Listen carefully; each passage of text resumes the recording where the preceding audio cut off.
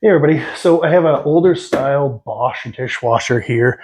It kind of lost its console, but that's all right. This thing's going to the dump anyway, but I just wanted to show you guys a quick teardown on these things. If you have to change the water valve, if you have to change the drain pump or take something out of the drain pump that's stuck in there, I'm going to show you guys how. Because it's not hooked up to anything, no power, no nothing, I don't have to worry about any of that stuff. So I can flip it over on its lid and we can start ripping it apart. Okay, one of the first things I want to do is actually take off the outer skin of the door. That door hangs down quite a ways towards the floor, and getting it out of the way is actually makes everything a lot easier anyway. So because the console's already off, there's just 3 T20 screws on each side of this door. The door will want to, the door skin anyway is going to want to drop. So yeah, if you ever need to take your door off for some reason, you take all those screws out and then you just lift up and it comes off.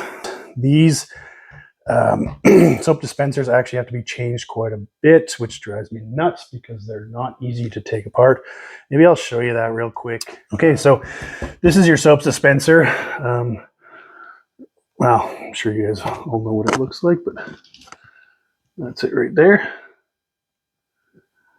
So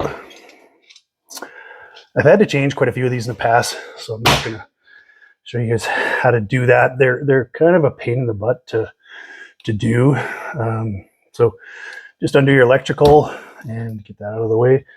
Now there's these little ramps on the soap dispenser that lock into this metal piece up here and down here. So putting it on or taking it off isn't so bad. You can just kind of pry up to get that metal out of those ramps. Putting it back on is a different story. So since we're not using this again, I'm just going to bend these up a little more than I normally would. But once you get the top out, usually you can get it to move. And then you can do the same thing with the bottom. I think it has the same amount, 4 or 5 of those little ramp pieces.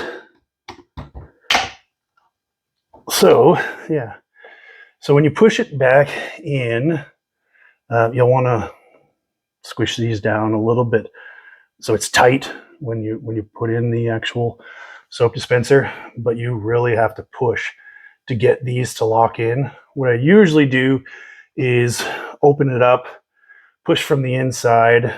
There's also, here, I'll show you, there's a seal on there that I usually put dish soap on.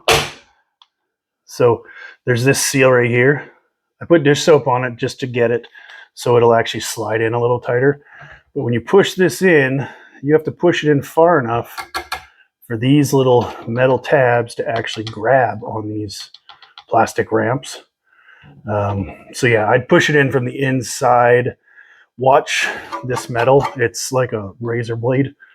And then make sure that all these ramps are under these pieces of metal, because then you know you're actually in fully. After you change one, run it without the front panel on here, hook up everything again. Just don't touch anything else.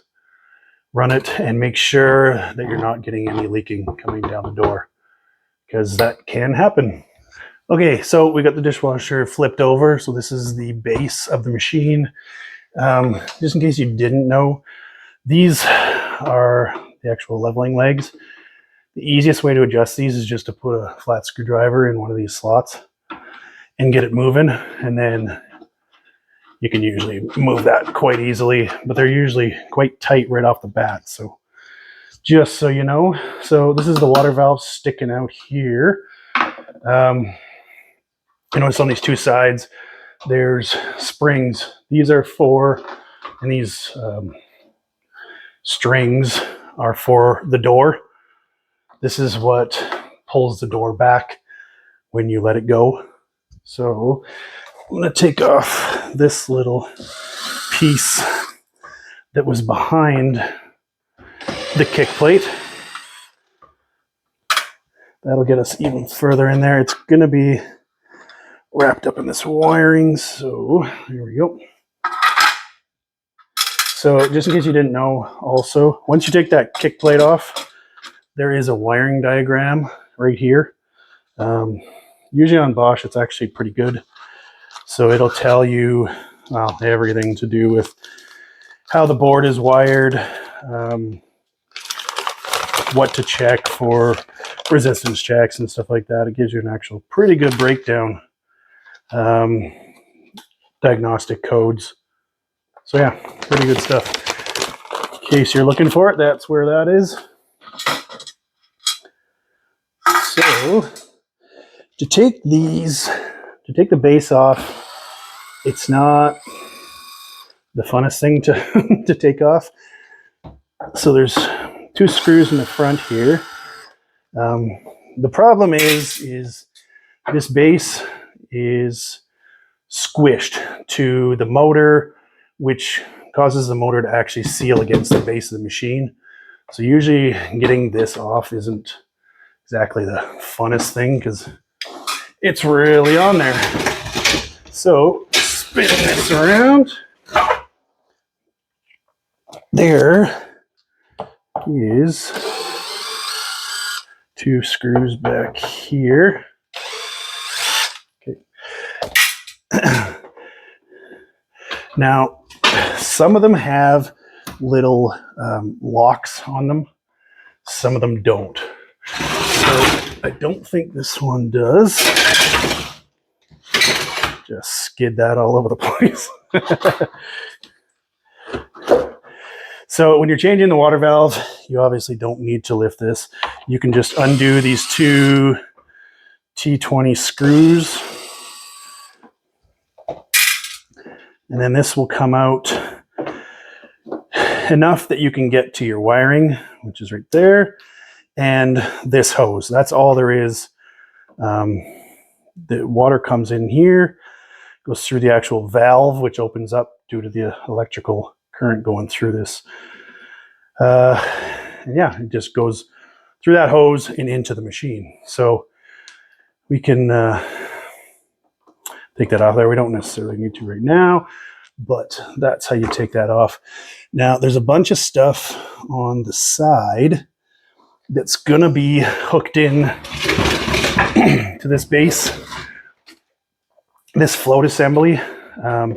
And this is that fill line that I just showed you from the front there. It comes into this assembly and goes through these tubes to get into the machine. But this is clipped in to the base here. That just pulls off. This one will do the same thing. It's got a little weird kind of clamp piece there, but it just pulls off. It's fine. The hoses and everything will go through the base, coming out the back to go to the sink for a drain. But we should be able to lift it up enough. What I'm going to do actually is unhook these door strings, because I think that's going to hold us up. So I just take some of the tension off if I can, and just unclip them like that. If these ever break, this is how you, well, these ones are kind of a pain to change, but you just unclip it from that spring. Usually it's the string that actually busts. Hook it back up to the spring, and then hook it up to this little notch in the front door thing here. So let's get that other side. All right, I know that doesn't sound the greatest, but I don't have anything to put under this dishwasher to make it sound not so bad. Okay, so lift it up. There is a couple ground wires running, well, everywhere in this machine, but right to the back of where you would tie in your main electrical wire. So that looks like it's actually plugged in there. So what I'm going to do is I'm just going to cut these wires for now. We don't have to worry about ever using the dishwasher again, so we can do that. Usually those would just kind of stay hooked up. Some of them have screws on them, some of them don't. It does have a screw on the side here that I may as well undo instead of cutting everything. But you can see the green ground wires running all over the place, but they're not going to let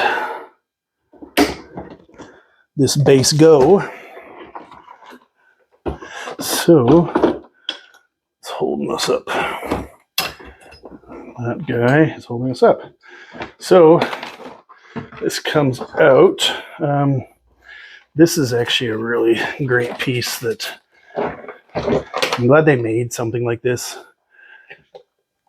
At first, when they came out, I thought it was kind of a pain in the butt because we used to be able to just go right underneath a dishwasher and we didn't have to have a base on them. But since Bosch came over and Mila came over, they had these parts, and yeah, they're good. If you're ever having a flood underneath your machine, this will stop things from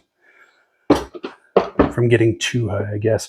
So if water leaks into the bottom of this machine, this is a little float. So this float will raise up, and there's electrical that goes to it, but it tells, I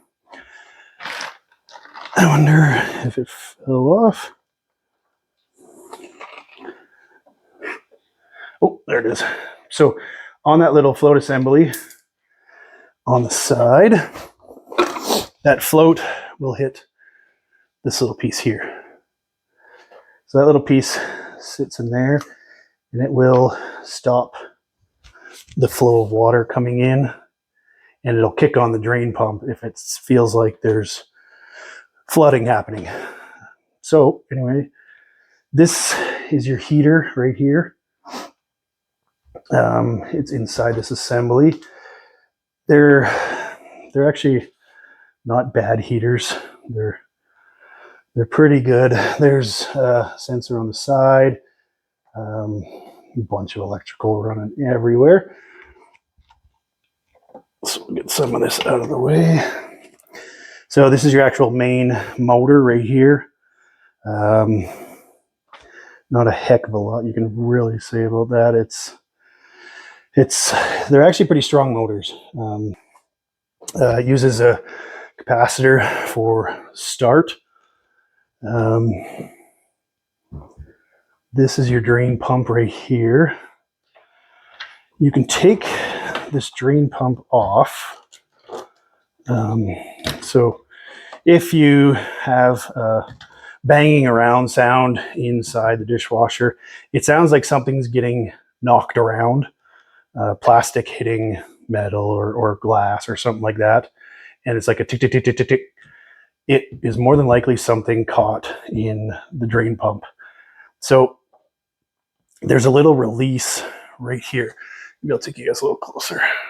Okay, I don't know if that makes it any better or not, but this is a drain pump here. The little tab to release it is right here. It's just a lever that you pull back. Once you pull it back, it lets you turn the drain pump.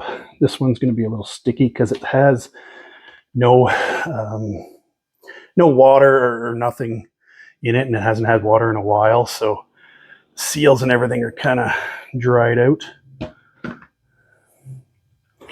So that's your drain pump. You just give it like a quarter turn, and it looks, you can see all these scratch marks here. Something has definitely been inside of this pump getting batted around, but it must have washed it through, because I don't see it here anymore. Maybe we'll take off that little heater and see what we got in there. Okay, so that's inside the assembly there. There's a little thermostat right inside of there, which this guy here. And that is your heater. Looks a lot like a stove heater. So the water passes through this whole assembly, and the water gets heated as it's actually being pushed around by the motor. It does things a little different than a lot of machines, because most machines have the heater actually inside the dishwasher. This one is external. So yeah, there's not much else really that comes apart, but I don't know. This motor comes off fairly easily. There's a motor connectors right there. Yeah, not much to do with that guy. Maybe I'll keep this pump. That would make a really good for pumping out water out of anywhere, really. So I'll keep that lying around, and yeah, that's pretty much it. Thanks for watching, guys.